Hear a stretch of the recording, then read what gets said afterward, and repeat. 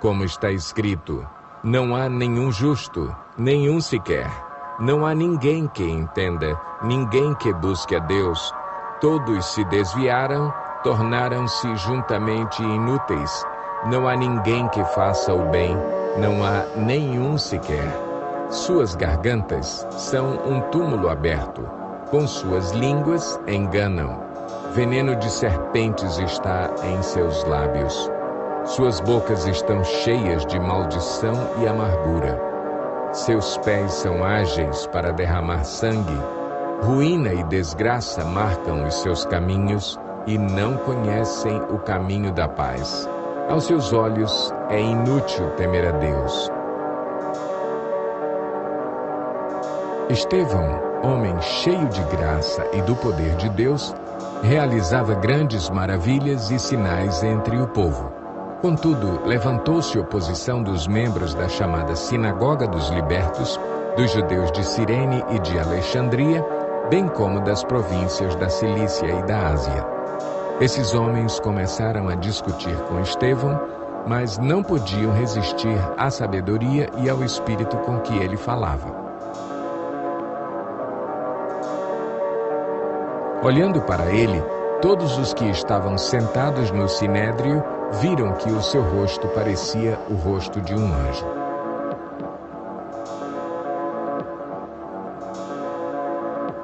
Ouvindo isso, ficaram furiosos e rangeram os dentes contra ele.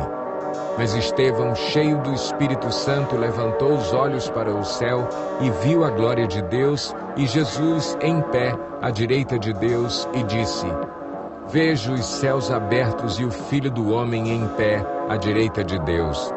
Mas eles taparam os ouvidos e, dando fortes gritos, lançaram-se todos juntos contra ele, arrastaram-no para fora da cidade e começaram a apedrejá-lo. As testemunhas deixaram seus mantos aos pés de um jovem chamado Saulo. Enquanto apedrejavam Estevão, este orava: Senhor Jesus, recebe o meu espírito. Então caiu de joelhos e bradou: Senhor, não os consideres culpados deste pecado. E, tendo dito isso, adormeceu. E Saulo estava ali, consentindo na morte de Estevão.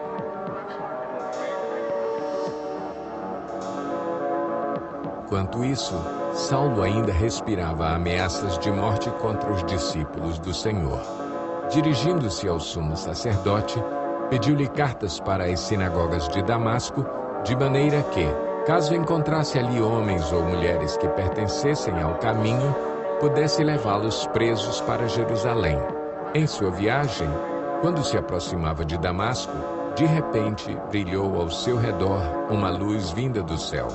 Ele caiu por terra e ouviu uma voz que lhe dizia: Saulo, Saulo, por que você me persegue? Saulo perguntou: Quem és tu, Senhor? Ele respondeu: Eu sou Jesus, a quem você persegue. Levante-se, entre na cidade. Alguém lhe dirá o que você deve fazer.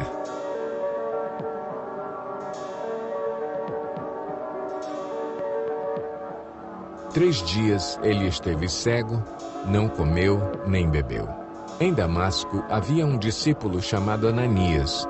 O Senhor o chamou numa visão. Ananias, eis-me aqui, Senhor, respondeu ele. O Senhor lhe disse: Vá à casa de Judas, na rua chamada Direita, e pergunte por um homem de Tarso chamado Saulo. Ele está orando. Numa visão viu um homem chamado Ananias chegar e impor-lhe as mãos para que voltasse a ver. Respondeu Ananias: Senhor, tenho ouvido muita coisa a respeito desse homem e de todo o mal que ele tem feito aos teus santos em Jerusalém.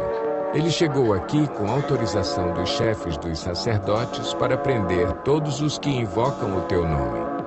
Mas o Senhor disse a Ananias: Vá, este homem é meu instrumento escolhido para levar o meu nome perante os gentios e seus reis e perante o povo de Israel. Mostrarei a ele o quanto deve sofrer pelo meu nome.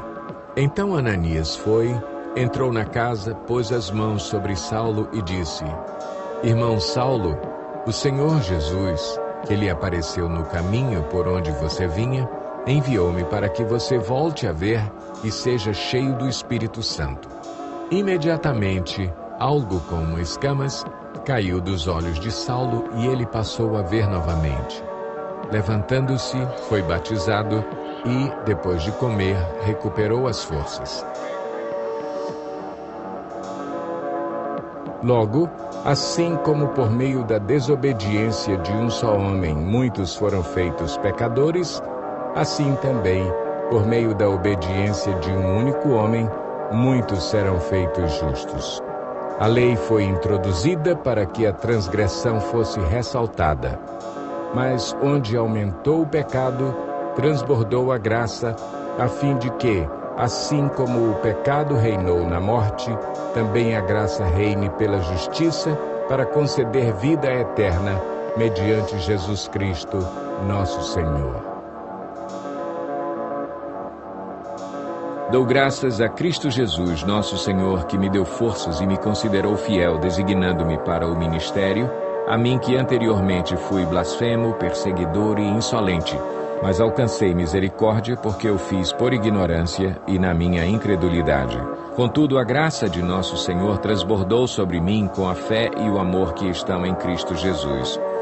Esta afirmação é fiel e digna de toda a aceitação.